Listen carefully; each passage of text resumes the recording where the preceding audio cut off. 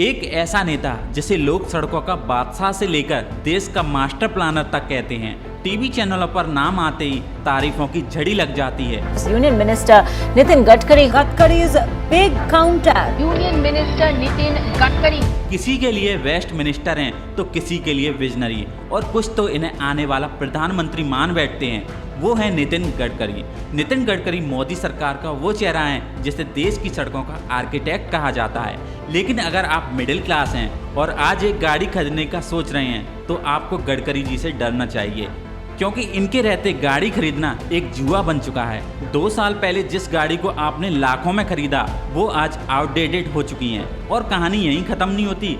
गडकरी जी ने E20 petrol का डंका भी बजाया है, जिसमें 20% एथेनॉल मिलाया जाता है। कागजों पर इसे पर्यावरण को फ़ायदा होता है, लेकिन असलियत में इसमें गाड़ी की माइलेज घटती है, इंजन जल्दी खराब होता है और मेंटेनेंस कॉस्ट भी बढ़ जाती है। अब आने वाले 2 साल 3 साल के बाद कमर्शियल हवाई जहाज, फाइटर जेट, हेलीकॉप्टर किसानों ने तैयार किए हुए ईंधन पे चलेंगे। वो दिन अब दूर नहीं है। अब सवाल ये है, इस एथेनॉल की लॉबी को कौन चला रहा है? जवाब है गडकरी जी का खुद का परिवार। गडकरी जी का खुद का बिजनेस है शुगर इंडस्ट्री में। उनकी फैमिली की कंपनी गन्ने से एथेनॉल बनाती है और आज वही एथेनॉल देश के हर पेट्रोल पंप पर बिकता है। मतलब गडकरी जी पॉलिसी भी बना रहे हैं और मुनाफा भी कमा रहे हैं। लेकिन 1 लीटर एथेनॉल बनाने में 2500 लीटर पानी लगता है।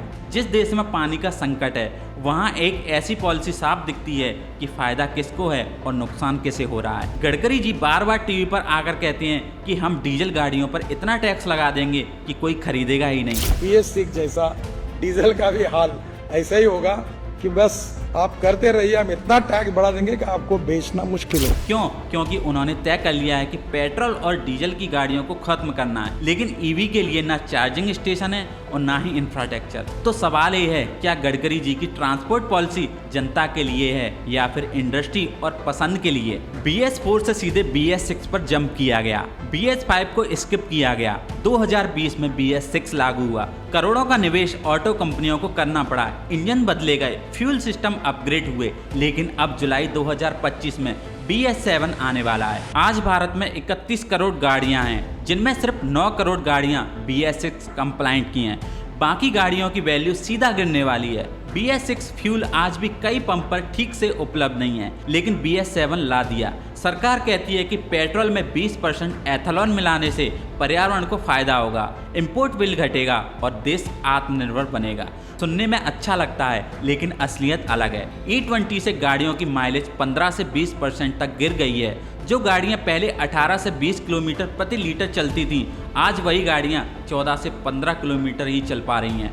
पेट्रोल की कीमत वही है, मतलब ज़्यादा भरवाओ और ज़्यादा पैसा खर्च करो और गाड़ियां कम चले। BS6 या पुराने वाहनों के इंजन फ्यूल पाइप E20 के लिए डिजाइन ही नहीं किए गए। लोगों ने शिकायत की E20 से फ्यूल पाइप में जंग लग रही है, इंजन खराब हो रहा है और मेंटेनेंस कॉस्ट भी बढ़ रही है। अब सवाल ये है, ये इथेनॉल आता कहाँ से है और फायदा किसको हो रहा है? इथेनॉल गन्ने से बनता है। गन्ने की खेती और शुगर मिल इंडस्ट्री से जुड़ा है। नितिन गडकरी की फैमिली खुद शुगर फैक्ट्री चलाती है जो इथेनॉल बनाती है।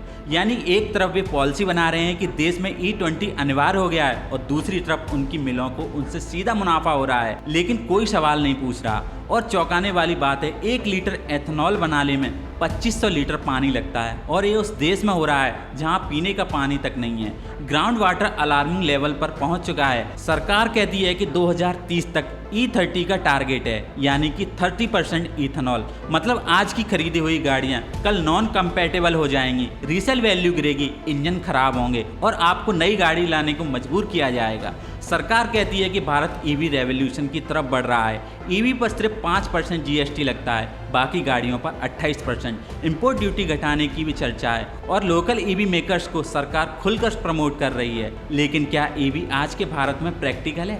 सिर्फ शहरों में रहने वाले जिनके पास अपनी पार्किंग है और अपना चार्जिंग पॉइंट, वही EV अफोर्ड और मेंटेन कर सकते हैं। लाखों लोग ऐसे हैं जो घर के बाहर, कॉलोनी के कोनों पर या सड़क के किनारे गाड़ी पार्क करते हैं। उनके लिए EV सिर्फ एक सपना है। ऊपर से EV अभी महंगी है।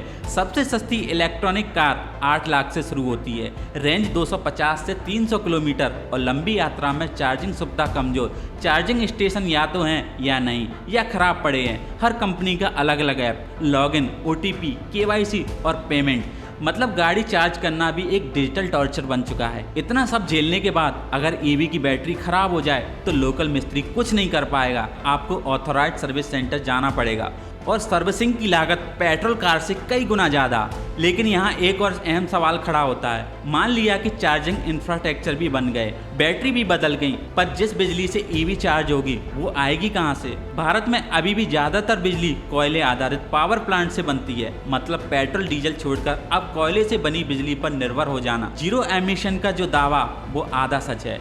ईवी बैटरियों में लिथियम, कोबाल्ट जैसे रेयर मिनरल्स लगते हैं जिन पर चीन का दबदबा है। जैसे जैसे हम ईवी पर डिपेंड होंगे हम चीन पर भी डिपेंड होते जाएंगे। और ये सब क्यों? एक आदमी के विजन और फोर्स करने के लिए। गडकरी जी प्राउडली अपनी हाइड्रोजन कार में बैठकर कहते हैं भविष्य यही है। निश्चित रूप से अब ये मैन्युफैक्चरिंग भी शुरू होगी, ग्रीन हाइड्रोजन की निर्मित भी होगी, इसके स्टेशन भी होंगे, देश का इंपोर्ट भी बचेगा और साथ सबसे बड़ी बात यह है कि इसके कारण एक नए रोजगार भी निर्माण होंगे। और केवल हम हाइड्रोजन जो है 3000 करोड़ का मिशन भारत सरकार ने शुरू किया है, हम अब हाइड्रोजन को एक्सपोर्ट करने वाले, एनर्जी को एक्सपोर्ट करने वाली कंट्री बनेंगे। Steel industry, chemical industry, pharmaceutical industry, जहाँ जहाँ कोयला यूज होता है, गैस यूज होता है, वहाँ ग्रीन हाइड्रोजन यूज होगा। लेकिन उस भविष्य तक पहुँचने का रास्ता ही नहीं है। भारत में हाइड्रोजन फ्यूल स्टेशन ना के बराबर हैं और प्रोडक्शन में भी भारी बिजली लगती है। यानी हाइड्रोजन भी तभी सस्टेनेबल है जब इसे बड़े पैमाने पर ग्रीन तरीके से बनाया जाए। एलन मास्क ने इसे माइंड ब्लोइंग स्टूपिड कहा और दुनिया की ज़्यादातर ऑटो कंपनियां इसे छोड़ चुकी हैं। लेकिन गडकरी जी अब भी इसे सपोर्ट कर रहे हैं और कहते हैं कि भारत को पेट्रोल और डीजल से मुक्त करना है। अब सवाल ये है, क्या ये देश विजनरी स्पीच से चलेगा या प्रैक्टिकल सॉल्यूशन से? जब गडकरी जी जनता को पर्सनल व्हीकल लेने से रोक रहे हैं, बीएस नियमों का हवाला देकर लोगों की पुरानी गाड़ियां जबरन स्क्रैप करवाकर सड़कों से हटाई जा रही हैं, E20 और ईवी थोप रहे हैं, क्या उन्होंने पब्लिक ट्रांसपोर्टेशन की हालत देखी है? देश के ज़्यादातर शहरों में आज भी डीजल से चलने वाली 15 से 20 साल पुरानी बसें चल रही हैं। छोटे शहरों में तो पब्लिक ट्रांसपोर्ट नाम की चीज़ ही नहीं है। 2018 में चीन का शेंजन शहर दुनिया का पहला शहर बना जिसकी सारी पब्लिक बसें इलेक्ट्रिक हो गईं।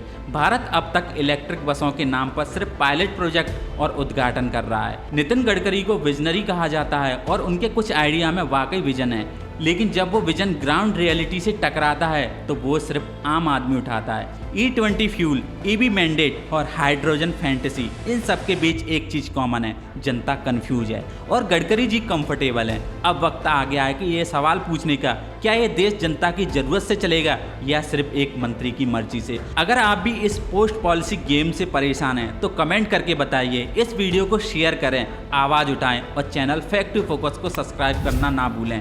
मिलते हैं अगली वीडियो में, तब तक के लिए जय हिंद, जय भारत।